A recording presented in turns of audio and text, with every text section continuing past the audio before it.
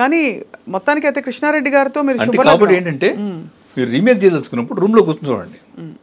అప్పుడు ఈ చప్పట్లు ఇవన్నీ వినపడవు, మీకు సబ్జెక్ట్ అర్థం అవుతుంది. ఓహో ఇది మన నేటివిటీ పడదు అని పక్కన పెట్టచ్చు.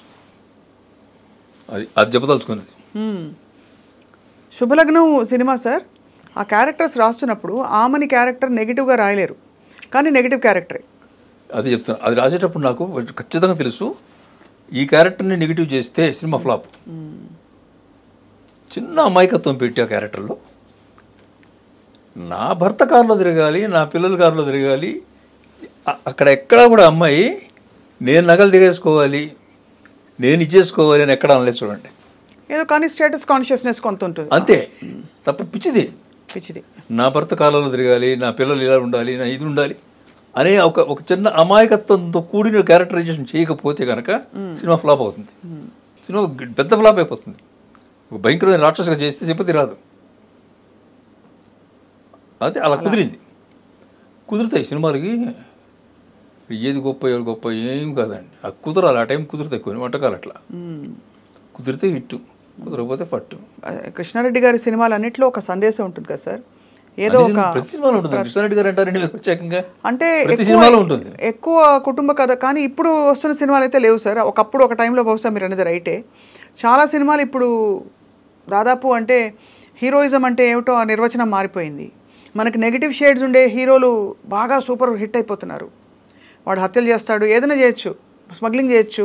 ఇప్పుడు పుష్ప 2 అద్భుతమైన సినిమా, నో డౌట్. పుష్ప అంటే ఎవరు? స్మగ్లరు. వాడికి పోనీ ఏమన్నా అద్భుతమైన అసలు గొప్ప లక్షణాలు చూపించేశారా? అవి కాదు, అతనికి ఉండే అవలక్షణాలే అవి మంచి ఒక లక్షణంగా ఉన్నట్టుగా చూపించి కన్విన్స్ చేసే ప్రయత్నం ఇప్పుడు జరుగుతుంది. కానీ ఒకప్పుడు హీరో అంటే ఉన్నతమైన విలువలు ఉండాలి. హీరోయిన్ అప్పుడప్పుడు తప్పటడుగులు వేసి అటు ఇటు అయినా కూడా మళ్ళీ తను నేర్చుకుని బుద్ధిగా అంతేగా. మరి ఆ కాన్ఫ్లిక్ట్ మీరు ఎప్పుడైనా ఫీల్ అయ్యారా? అంటే రాసేటప్పుడు out of the box, completely out of the box మీరు ఊహించుకుని ఇలా కూడా జరుగుతుంది, జరిగింది, నేను చూశాను ఈ ఎక్స్ట్రీమ్ సిచ్యువేషన్ అనే కథలు మీకు సవాల్గా వచ్చాయా? అప్పటికి ఇప్పటికి చిన్న తేడా ఏంటంటే గ్రే సైడ్ ఇప్పుడు ప్రతి మనిషిలో ఉంటుంది కదండి. అవును, అది అప్పుడు చూపించడానికి ఇష్టపడేవాళ్ళు కాదు. ఇప్పుడు పెద్దవాళ్ళు ఉన్నారు, గౌరవం చేత బయటకు వెళ్ళి సిగరెట్ కాల్చాడు, ఎదురు కూడా కాలుస్తున్నాడు. ఇప్పుడు అంతే తేడా. అది కరెక్ట్. పాత్రలకి లేదా మనుషులకి లేదు. ఇప్పుడు ఇది చెప్తారు పా సినిమాలు, అందుకని పా సినిమాలకి టాపిక్ వచ్చింది కాబట్టి చెప్తాను మీకు. పా సినిమాలు ఏంటి చెప్పండి, గొప్ప అంటారు. ఏం గొప్ప అండి పా సినిమాల్లో? తీరుకుంటుందని సరే, ఇంకేం లేదు. పాత సినిమాల్లో పాత సినిమాలకి పాస్పోర్ట్కి సంబంధం ఉంది. పాస్పోర్ట్ ఫోటోకి, పాస్పోర్ట్ ఫోటో ఎంత బాగుంటుంది, లడ్డులో ఉంటుంది. పాత సినిమాలు కూడా లడ్డులో ఉంటాయి. అంటే వాళ్ళ కెమెరా పాస్పోర్ట్ ఫోటో తీసేది. అప్పుడు కథనికి కెమెరాకి చెప్పేవాళ్ళు. మీకు అర్థమవుతుందా? అర్థమవుతుంది సార్. కథని కెమెరాకి చెప్పేవాళ్ళు. ఇప్పుడు కెమెరా కథ చెప్తోంది. టెక్నాలజీ అంత డెవలప్ అయింది. అంటే పూర్వం అన్నీ పిక్చరైజ్డ్ థియేటర్స్, డ్రామాని షూట్ చేసేవాళ్ళు. బొమ్మ వస్తుందా రాదా? వస్తుంది. మీరు చెప్పండి, ది సో కాల్డ్ మాయాబజార్, జనాలు కోపం వస్తాయేమో. చెప్పండి ఏముంది దాంట్లో దర్శకత్వం? చెప్పండి. అద్భుతమైన నటీనటుల నటన, పింగళి గారి రచన, విన్యాసం, మ్యూజిక్ తప్ప దర్శకత్వం ప్రతి చెప్పండి. సినిమాటోగ్రఫీ కానీ దర్శకత్వం అనేది సినిమాటోగ్రఫీతో కలిసిపోతుంది. అవును, కరెక్టే సార్. మీరు ఆయన చేయించుకోవాలి. ఆర్టిస్టుల చేత దర్శకత్వ ప్రతిభ ఉంది. ఎక్కడుంది? ఆర్టిస్టుల చేత అంత రాబట్టడంలో ఉంది. Performance very theatrical. మీరు అన్నట్టు థియేట్రికల్. మీకేముంది, ఇక్కడ కెమెరా పెడితే ఎన్టీ రామారావు ఇటు వస్తున్నారు, గుమ్మడి గారు ఇటు వస్తారు, సావిత్రి ఇటు వస్తుంది. అంటే ఏంటి? పాస్పోర్ట్ ఫోటో అంతే. పాత సినిమాలనే అంతే. మీరు ఏవైతే గొప్ప సినిమాలు అన్నారో అవన్నీ అంతే. నిజానికి అద్భుతమైన దర్శకులు ఇప్పుడున్నారు. అవును, అప్పుడున్నారు. కానీ థియేటర్ని తీయగలిగారు వాళ్ళు. అంటే వాళ్ళకి అంతవరకే తెలుసది. అవును, దాంతోపాటు పెరిగారు. ఎలాంటిది అంటే ఒక అద్భుతమైన భవనం ఉంది, పునాది మనకి ఎప్పుడు కనపడదు, కానీ పునాది చాలా గొప్పది. అది పునాది వాళ్ళు పునాది. ఇప్పుడు కనపడుతున్న భవంతి ఇప్పుడు వాళ్ళది. ఆ పునాది వేసిన వాళ్ళు కొన్ని విలువలు, కొన్ని మీరు అన్నట్టు ఇందాక ఇంతే ఉండాలి, ఇది చెప్పాలి, అవును. హీరో అంటే మంచివాడై ఉండాలి,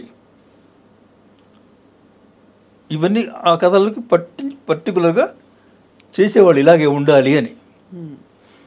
ఒకసారి ఒకటి చెప్తారు, బిఎన్ రెడ్డి గారు సినిమాలో పూజాపలం సినిమాలో ఏదో అనుకుంటాను హీరో అతను ఆర్టిస్ట్, ఏదో ఒక ఆర్టిస్ట్, దాంట్లో జమునకి ఒక నెక్లెస్ గిఫ్ట్ ఇవ్వాలి. రేపు నెక్లెస్ పెట్టండి సెట్లో అంటారు కదా. పెట్టారు. పెడితే బిఎన్ రెడ్డి గారు చూశారు, ప్రొడక్షన్ మేనేజర్ పిలిచారు. ఒరే, నీ టేస్ట్ ప్రకారం నువ్వు మీ ఆవిడ కొన్ని నెక్లెస్ కాదురా నేను అడిగింది. అక్కడ నాగేశ్వరరావు క్యారెక్టర్ ఒక ఆర్టిస్టు, చాలా భావుకుడు, ఎంతో భావుకత్వం. ఆయన తీసుకెళ్ళి ఆ అమ్మాయికి ఇస్తున్నాడు. ఇది ఇస్తాడరా, నీ మీ ఆవిడకి తీసుకుని అని షూటింగ్ ఆపేసి ఒక నెక్లెస్ కోసం ఆయన వెళ్ళి కొనుక్కొని వచ్చి షూట్ చేశాడు. అంత పర్ఫెక్షన్ ఉండేది అప్పుడు. అవును. దానికోసం తాపత్రయపడేవాళ్ళు ఆర్టిస్టు. దాని ఏమంటారు, క్యారెక్టర్ ఫిట్నెస్ గురించి. ఈ క్యారెక్టర్కి సరిపోతాడా సరిపోడా. గుండమ్మ కథ అప్పుడు రేలంగ్ గారు అడిగారు, విజయవాడకి పర్మనెంట్ ఆర్టిస్ట్ కదా, కేవిరెడ్డి గారిని, చక్రపాణి గారిని, ఏమండి అందరూ ఉన్నారు, రామారావు గారు, నాగేశ్వరరావు గారు, సూర్యకాంతం, రమణారెడ్డి, జమున, అందరూ ఇంత సావిత్రి, ఇంతమంది ఉన్నారు, నేను ఒక్కడిని లేను, వేషం లేదయ్యా ఇందులో అన్నాడు. రమణారెడ్డి వేషం ఉంది కదా అన్నాడు రేలంగ్ గారు. అది నేను వేస్తా కదా అన్నాడు. నువ్వు వేస్తావు, వాడు చూడద్దు అంటే. అంత నిజాయితీగా కూడా అంత ప్రొఫెషనల్గా ఉండేవారు. అది పాయింట్ అక్కడ కదా సార్. అవును. కాదులేమన్నాడు, పెట్టేద్దాం, no compromise, they were very clear, never. అలాగే ఒకసారి గుమ్మడి గారికి చెప్పారు నాకు. గుమ్మడి గారికి ఒక డైలాగ్ చెప్తుంటే నోరు తిరగట్లేదు, రోల్ అయిపోతుంది.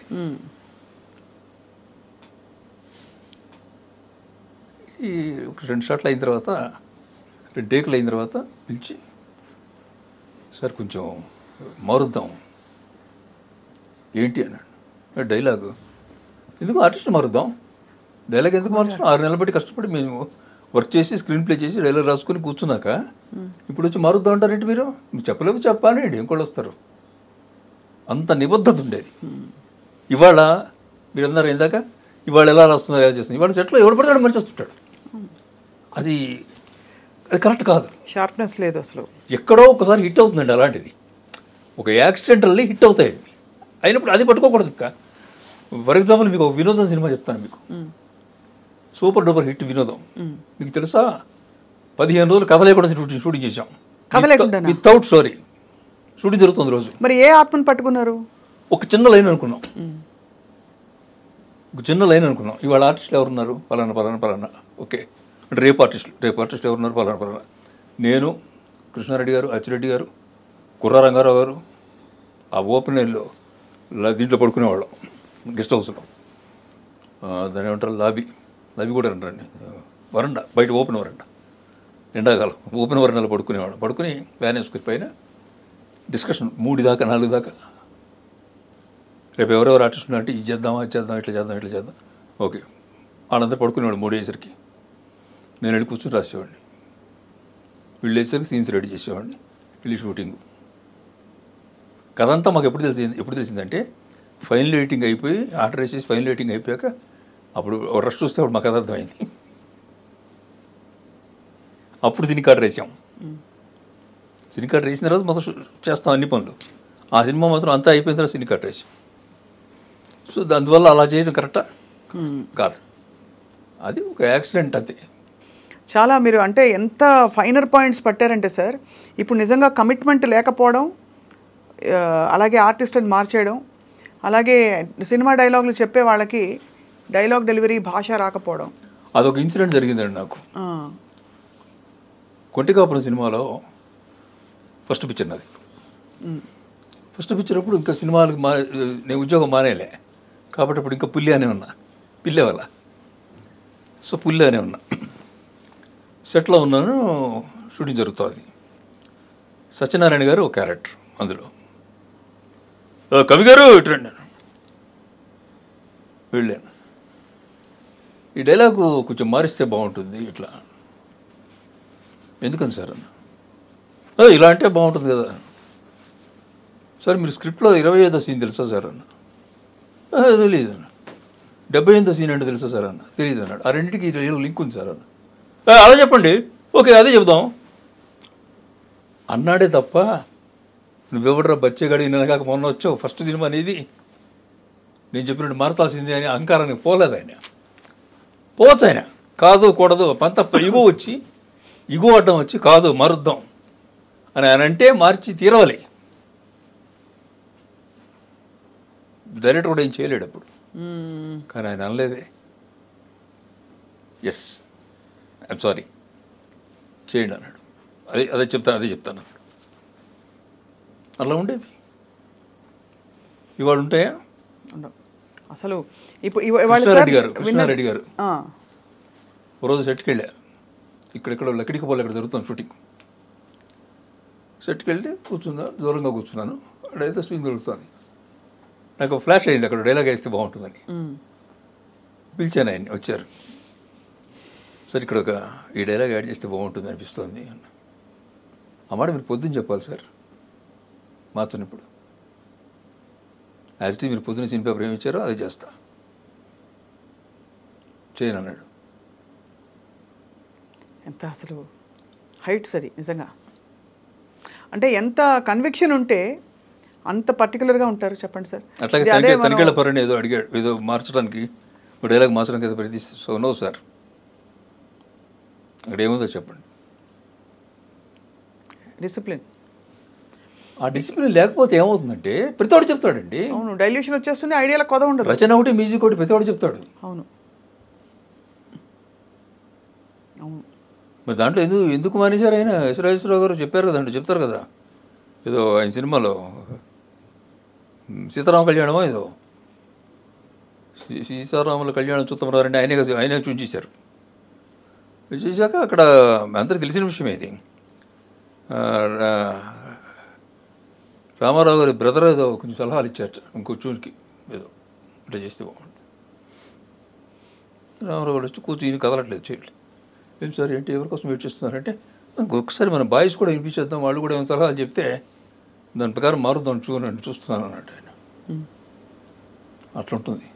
ఆ మాత్రం లేకపోతే ప్రతి ఒక్కరు లేకపోతే అవును ప్రతి ఒక్కరు వేలు పెట్టేస్తాడు. అంటే అప్పుడు క్యాప్టెన్ ఆఫ్ ద షిప్ అని ఒక కాన్సెప్ట్ ఉండేది కదా సార్. డైరెక్టరో ప్రొడ్యూసరో, ఫస్ట్ ప్రొడ్యూసరు, తర్వాత తరంలో director captain of the ship. ఒక ప్రొడ్యూసరు ఒక డైరెక్టర్ని అనుకున్నాక కథ ఎత్తుకోవడం ఒక పద్ధతి. లేదా ఒక ప్రొడ్యూసర్ ఫస్ట్ ఒక కథ వింటాడు, నచ్చుతుంది, ఈ కథకి ఎవరు డైరెక్టర్ అయితే బాగుంటాడు అని ఆ డైరెక్టర్ని ఎత్తుకుంటారు. ఇప్పుడు వీళ్ళందరూ కలిసి ఈ కథకి ఎవరు హీరో అయితే బాగుంటుంది. ఇప్పుడు టోటల్ రివర్స్ అయిపోయింది. హీరో దొరికి చాలు, కథ అక్కర్లే, డైరెక్టర్ ఎవడన్నా పర్లేదు, కథకు అసలు అక్కర్లేదు అనేది సిస్టమ్ ఇప్పుడు. కానీ ఇప్పుడు మహాద్భుతమైన టెక్నీషియన్లు ఉన్నారు, డైరెక్టర్లు ఉన్నారు, రైటర్లు ఉన్నారు. త్రివిక్రము, సుకుమారు, ఇటువంటి ఒక్కొక్క అద్భుతం సార్. మామూలు వాళ్ళ